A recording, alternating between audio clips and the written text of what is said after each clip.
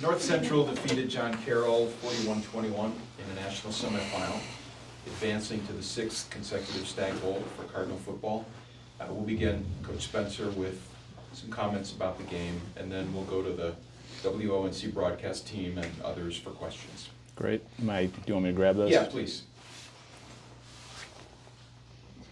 You can pick up the stand. We'll just do that. Yeah, we're just super excited and feel very fortunate and blessed to be in this position and be going back to another Stag Bowl and be able to experience all the great things that committee and Canton are going to put on for our players. That's really what it's about. It's about guys having a first-class experience, and certainly we've been able to be a part of that the last 5 years. Today, John Carroll's a very good team. Coach Bierman does a great job. Their OC, their DC do a great job. I think one word that comes to mind is efficiency, and I think they get the most out of what they're trying to do, if that makes sense. They know their personnel. They know what their strengths are in all 3 phases, and I think they lean on those. And you saw that throughout the game. Even when we got up by 3 scores, they weren't panicking. They were running their offense, throwing screens, throwing little flares, taking their time, and doing what they do. For us, it's really every senior group's new. Every senior group's different, and this group has been a lot of fun to work with. A lot of fun to see how they've come together, how they've built the camaraderie and the culture of this team. Our foundation and our principles and things that we're about are solid, and they were put in place years ago by John Thorne and then Coach Jeff Thorne, of course, and it's our honor to continue to carry those out. But these guys have taken a hold of their own part of this. They're making a mark, and that was what we talked about in January when we came back from winning the national title last year, was how are we going to push the needle and how will this senior group be unique and accomplish things in new ways. And I think they're doing that. Certainly 3-phase football, to continue to have special teams and defensive touchdowns is remarkable. And it's a testament to Coach Durking and our defensive staff, and then Coach Martin and Coach Fairley in special teams. And I think I'd be remiss if I didn't mention Coach Studeman and our offensive line. We're starting 4 new O-linemen this year. We graduated a couple of All-Americans who are the best probably linemen arguably that we've ever had. And we're still finding ways to run the football, control the clock, control field position, and take advantage of where we can. So there'll be things we need to clean up. We saw that. Not happy about everything that happened tonight, but I'd be pretty silly to be upset. Yeah. Thanks, Coach. For Garrett, great season, great game, 324 yards, most efficient passer in D3 this season. Kind of talk about this season, reflect on it, coming from Oklahoma State and becoming part of this team and then having an incredible season. Yeah. First off, just got to thank God for this opportunity. If you would have told me a year ago that I'd be going to play for a national championship, I wouldn't have believed you. But just really thankful and grateful for the guys that got around me. They make my job way easier than other guys have it. The coaching staff, they put a great plan for us every single week. The O-line gives me a lot of time back there to throw, and these receivers run by guys and get open, so it just makes my job a lot easier. I'm just thankful for them, and got one more, so we're gonna go get it. For Coach, probably will be the only negative question today. You mentioned it, 8 penalties, most this season in a game. Talk about a lot of them personal fouls too, kind of preventable. Just talk about cleaning that up this week. Yeah, bring your running shoes. It's a good thing we've got a bye week, isn't it? These guys don't want to hear that. No, we'll, in all seriousness, those are things that, we need to clean up, and we've seen how those things can hurt us in the past. These guys are well aware of those examples, and, we've got as a coaching staff, and primarily as a head coach, I got to go back to work and find a better way to prevent those things. You're always walking a fine line between playing through the whistle, playing hard, but you need to know when to be a real man and stop and cut it off. So we'll address it and then move on. This morning I was watching the other semifinal, and you saw in that game there was some penalties and unnecessary things happening. So that'll be a real, I think, top priority goal for us this week is to clean up and get back to playing the right type of Cardinal football. Coach, can I ask you to talk about, you were facing a run defense that coming into the playoffs had only averaged allowing about 33 yards a game. You guys ran for 200 yards on them. We'll just talk about the commitment to the run game and how it was successful today. Yeah, I mean, it starts with the guys up front and our tight ends.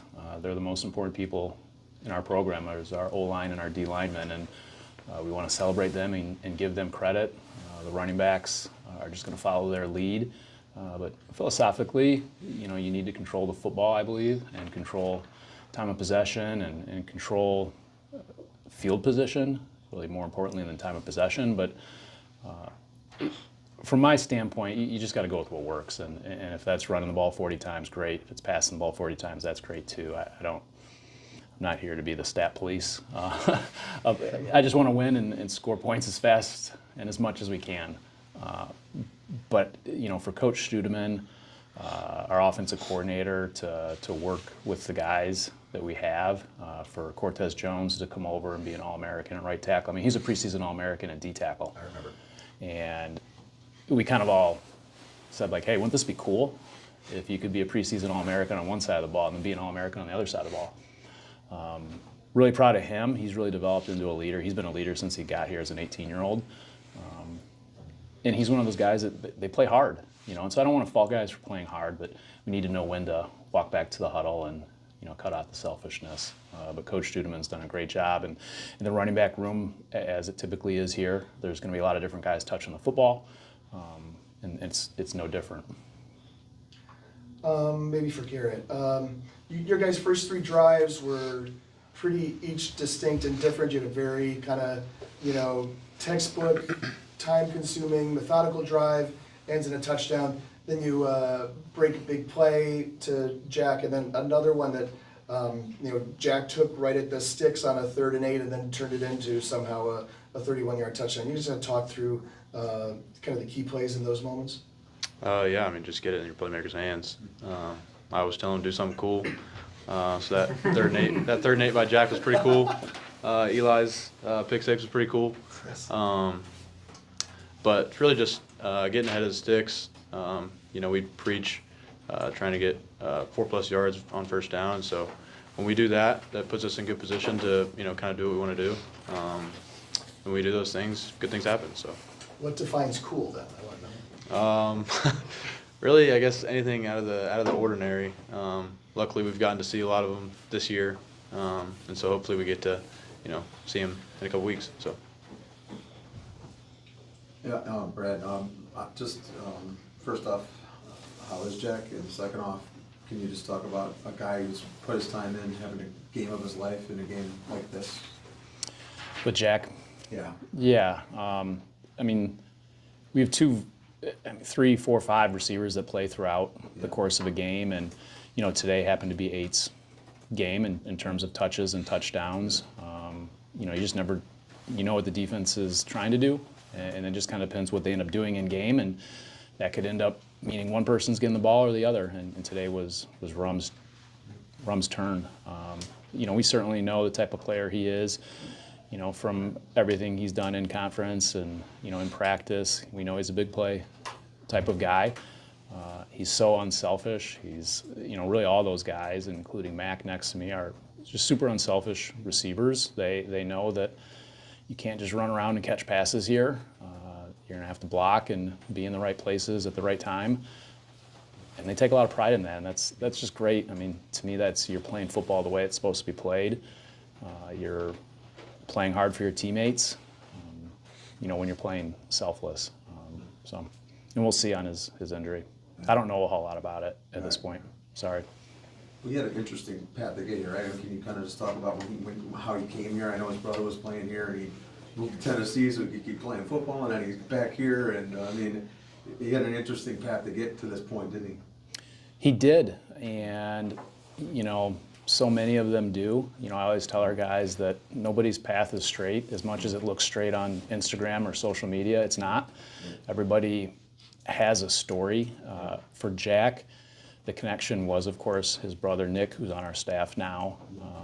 He had moved in high school during COVID so that he could play, you know, when the state of Illinois wasn't playing, and then, you know, ended up in school there and, you know, wasn't having the experience that he wanted. I mean, similar to these two guys down there. Yep. You know, and so I take great pride in having transfers come in who are about the right things and want to be about each other and the program, and they're not worried about their own personal success. Those are the guys that have great success with us. And so for me, personally, there's a lot of joy. You know, I've talked about Aiden a lot this year.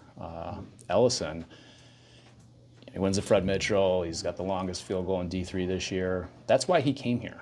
Yeah. He came here. You know what Garrett's doing? That's why he came here. Eli, that's why he came here. They came here to be part of a championship program, play for a championship. They didn't come here for NIL or the best, you know, facilities in the world or free lunches, or they came here because they want to be part of a program. You know, and honestly, the guys who do that and they're not about the right things, they don't last. And I'm okay with that. You know, I want elite-minded and elite people here. Hey Garrett, can you just comment on your connection today with Jack? Like you said, to tell him go do something neat. Well, he did. I mean, especially that second one, that was interesting. But I mean, when you click with somebody in a game like this, I know it's all part of the game plan, but when a guy gets hot, does that help too? I mean, what was that connection like with you two today? Yeah, for sure. I mean, we've been building it all season, and then, you know, kind of just knowing when a guy's hot. Right. And you want to get him the ball as much as possible. And luckily, we've been able to establish a great connection, you know, throughout the year, over the summer and stuff like that. So glad tonight was a big one for him. And so it'll be fun, you know, throw the ball to him again in a couple weeks. So. Yeah, for Grant, we see you guys use a lot of the tight end of the run game, right? 1 tight end, 2 tight end, 3 tight end sets, especially with Dawson in the backfield. Talk about that tight end room, especially with that many guys getting touches, getting reps in the backfield. Mm-hmm. Yeah, I mean, it's kind of been a joke all season that I'm a tight end, so I kind of hover between tight end and receiver room. So I'll meet with the tight ends, and I have a great bond with them. Treb and Bank are great guys that do unselfish work for the team. I mean, they don't, as you see through the stats, they don't get the ball a lot, but they're one of the main parts of our team up front. They do a great job blocking. And then they always mess with me whenever I get a catch. They said, "You're doing great for the tight end room." So I like to compliment them, and just the game plan throughout the week is very special. I think Coach Spencer and the offensive staff do a great job of finding ways to get playmakers the ball, and especially in space. And with our O-line up front, they make it a lot easier for me to get the ball in the middle and make some plays. So. And then Eli, one of the last plays there before halftime, looks like JP's got a sack, quarterback decides to throw it away. You luck into the ball with a whole lot of green grass in front of you, right? What's going through your head when you see nothing but the end zone and your guys that in the back end there holding up a fence? First of all, shout out to JP. Without him, that wouldn't have been possible. And I'd say what was going through my head was, I'm probably about to get hawked. I need to protect this ball, because I just saw the sheet. It said 60 yards, and I thought it was longer than that. Yeah. As soon as I stepped in the end zone, I'm like, holy crap! I just scored a touchdown in the semifinals. But the whole week, Coach Work was telling me that you're gonna make a big play in this game. Just do your job and go out there and play like how I know you can play. And he was right. That was probably the biggest play of my life so far. This one's for Coach. So obviously we got the national championship up now, 6th straight Stag Bowl. The University of Wisconsin River Falls is the opponent, with the potent offense that they had, led by quarterback Caleb Blaha, a Gagliardi finalist. What can you say about Blaha and the skills that he possesses? Yeah, he's super talented. I think it's the first year he's really stayed healthy, and you can see what that's doing for their offense and their team. I've been able to watch, because the games were at different times last week and this week, the stream. And I mean, he's as advertised. They're as advertised. It's exciting stuff. He distributes the ball really, really well. So it's going to be exciting, preparing for 2 weeks for them and, figuring out ways to try and slow him down and, play our football and play our brand of football. But he's super talented, very worthy of the Glardy. We've been fortunate to have a number of those winners over the last few years. And on film, I mean, he looks the part. He deserves that. There's no doubt about that. Coach, I know you said you watched some of that game earlier today, and everybody preaches, of course, right, 1 week at a time, preparing for that particular week's opponent. But how much have you watched? Like, do you see, and do you watch other teams' games who you might see out of interest, or key guys like Blaha, that sort of thing, before this week? Yeah, good question. Out of interest, just being a football fan, Right. It's fun to watch, not looking at it in any sort of analytical way. The streams are hard to see that anyways. So it's really just watching as a fan, and when you can watch, Johns Hopkins had some really great players, quarterback and receiver are superb. So it's just fun to watch, good football players, and I think that's, that's the fun of it. I love that, ESPN broadcasts this stuff. I love that we have people like D3 football to promote it so that we can watch. I mean, where would we be without that? I mean, seriously. It's, you guys do a great job putting a platform out there for Division III for these athletes. And in my opinion, as coaches and as an NCAA, like that's what we should be here and that's what we should be promoting is how do we make a great experience for guys. And so when those things can be on TV or a stream, whatever you want to call it, I'm just a fan. I'm a 44-year-old fan watching. I'll go back to the coaching cap tonight.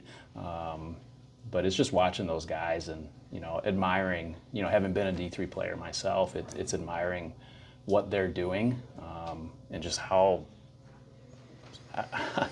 much better they are than when I was playing. It's just like I would never play on this team right now, like no chance. The kids that John Carroll had, they're impressive, student athletes. So just being a fan, I'm a fan of Division III football. I've been in it all my life. I'm always going to promote it and think that it's a great level of ball. And Caleb and his receivers and everybody else they're as good as it gets.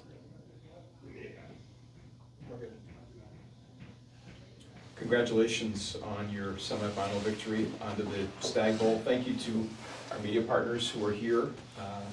Merry Christmas to all of you guys, and we can't leave the podcast without saying happy birthday to Pat Coleman from DC. Oh, wow, he spent it here. Happy birthday. 25? Thanks, guys. Thank you.